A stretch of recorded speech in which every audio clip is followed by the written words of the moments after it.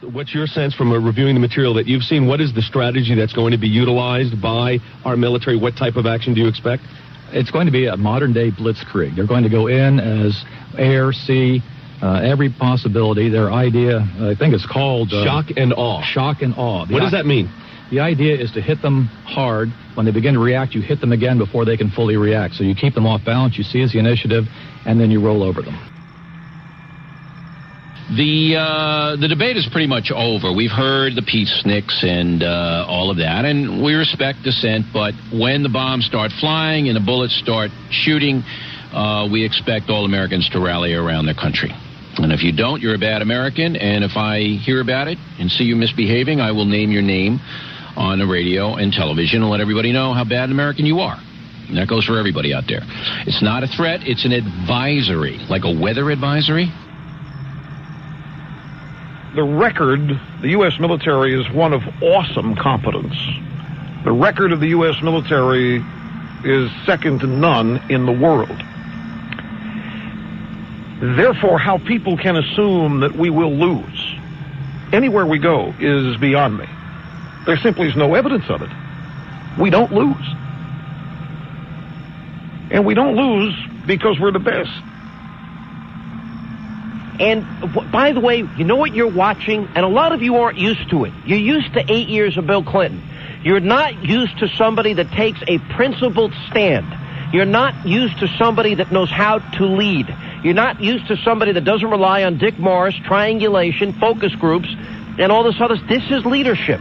He understands the nature of evil and the threat of evil in our time, and he's building and has built a coalition of the willing, and in the process he has shown and how we have rendered the United Nations impotent.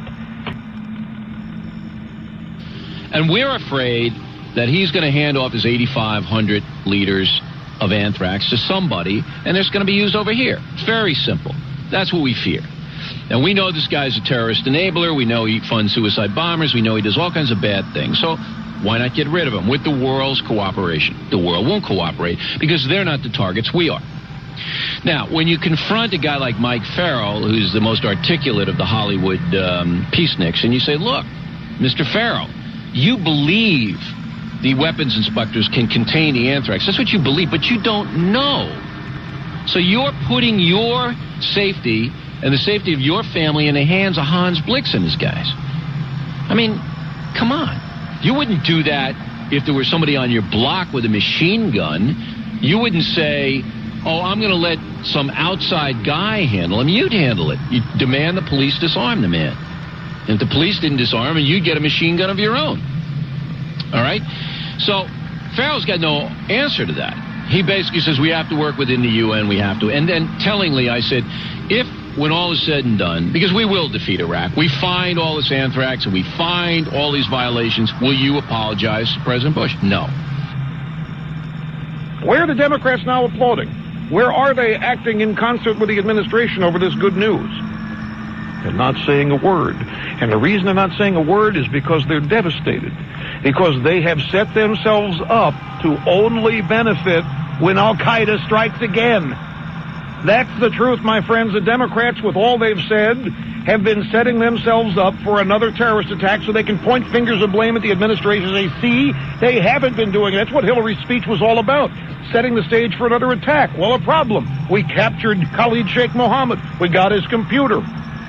They are on the run. There haven't been any other attacks, and there may well be, but it cannot be denied that massive success is taking place. Because we've got an administration led by a cowboy who does what he says and means what he says and follows through on it. How many articles have I read that say, oh, he never attacked us, da-da-da-da-da-da-da? It's just absurd. It's just absurd. You know, he couldn't attack us. Now he can. Things change. And he wouldn't have thrown the weapons inspectors out in 98 if he was a sincere guy wanting to disarm. He doesn't want to disarm. And what does he need all that stuff for? He doesn't need it. There's nobody there going to threaten him. He's got enough conventional forces to fight off any attack. And his pals, Russia and France, would come and help him if Iran attacked them or somebody like that, which they're not. So it's just absurd. The whole thing's just crazy. Now, I'm going to tell you something. We have been saying this for weeks and months on this program. This is now time to see who's right and who's wrong. And this is what I predict. I predict, as I've said before, we're going to get into Iraq, we're going to win this conflict, and I think because we have the greatest military on the face of the earth, we're going to do it in fairly short order. And then we're going to get in there, and then we're going to find all the financial dealings that Iraq has been having with France, Russia, and Germany, and they ought to be duly embarrassed. Then we're also going to find the weapons of mass destruction, even though 12 years later, 1441, 17th final resolution says he's supposed to declare them on December 7th. We're going to find them. And then I think what we ought to do is have a summit and allow liberals to explain themselves, because they were wrong during the Cold War. They're wrong on this. They've been wrong on military and defense and intelligence issues for decades, and they ought to have some explaining to do. And I don't want to go on record with any predictions, because who can know? But I'm so confident, I'm so optimistic about our military force because of the people who are in it, both at the officer and the enlisted levels, that I don't see this being really much of a protracted conflict. And protracted may be a bit of an exaggeration. I don't see this lasting much. Well, I don't want to put days on it, but I think we'll be able to measure this in days, not weeks. Let me just put it that way.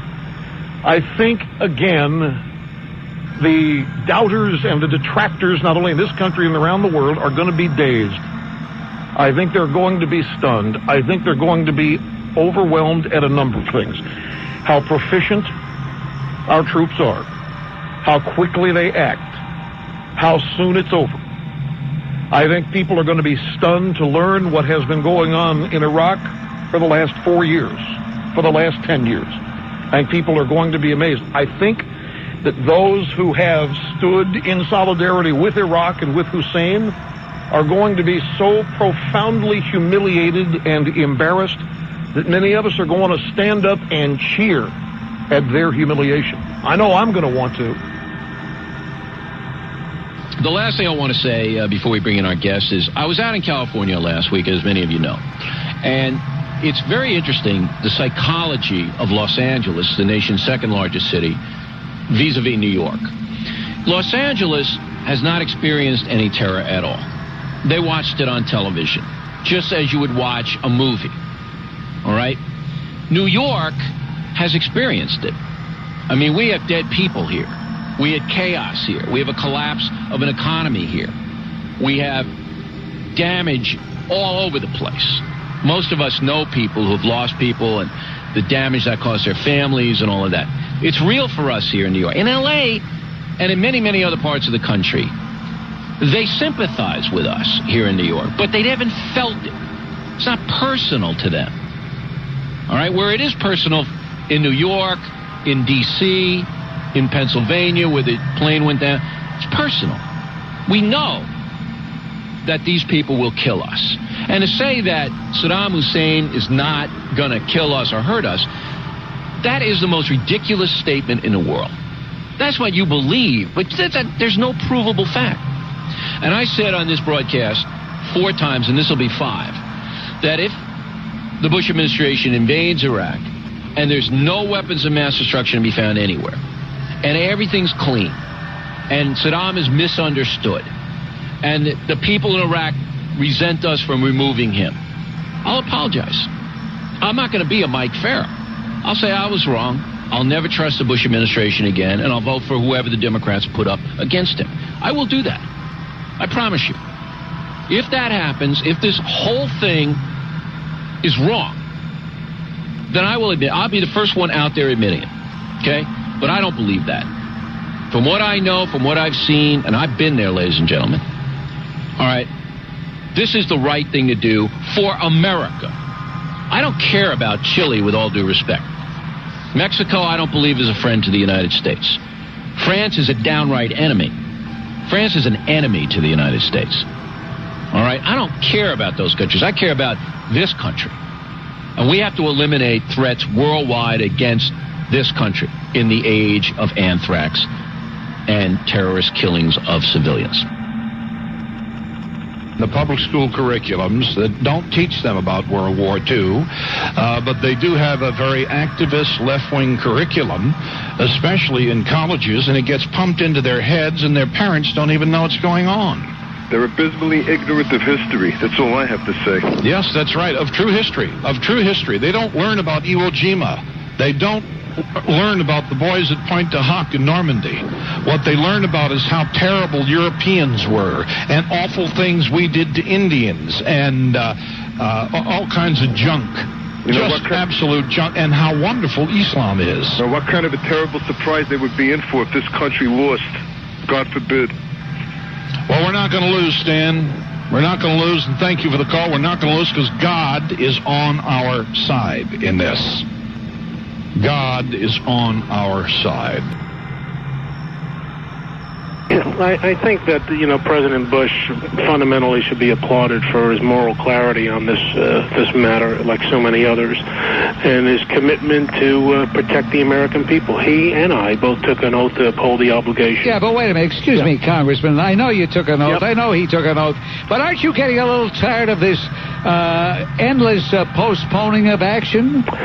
Yeah, in a way, I can't say I'm not frustrated. The president has tried to maintain, and perhaps he's allowing, for example, Prime Minister Blair, who's been a stalwart ally, the opportunity to do what he needs to do back in Great Britain. But I think the witching hour is finally upon us, and I know that has been said many times over the last year or so, but now I believe that this is that action is imminent, one way or the other, and tonight is going to lay it out. And if the president, I don't know exactly what he's going to say, but if he does say anything, I'm sure it truly will be limited to the next 72 hours at the maximum. And, for those who don't want to get on board, I think it's a shame. I think they've proven and show their true colors that things come before peace and security, that their time will come. But the United States from day one has obligation to protect each of us, the government and our men and women in the military, with or without them. Obviously and ideally, we'd like as many partners on board to recognize the tyrant that Hussein is. But if we have to, we'll do it alone.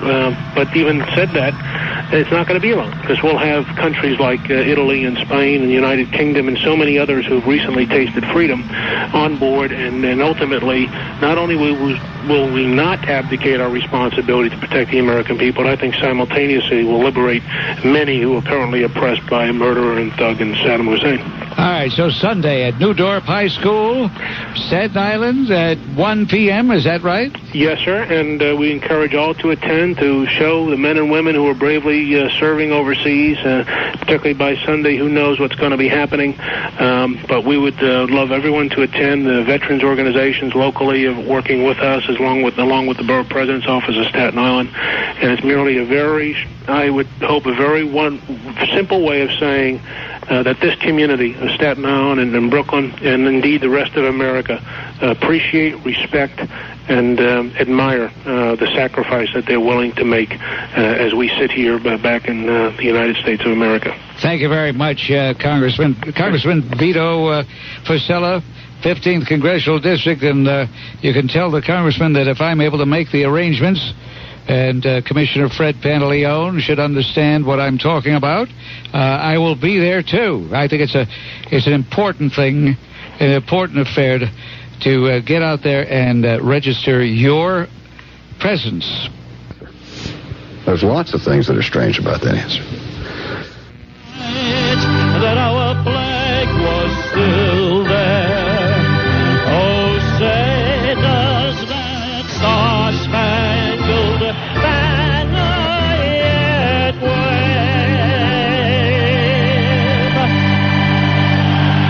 o'er the land of the free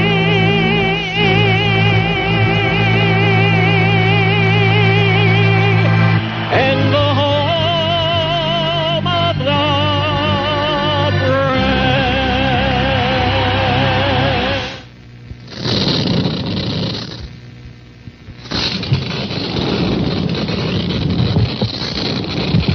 Go to a break.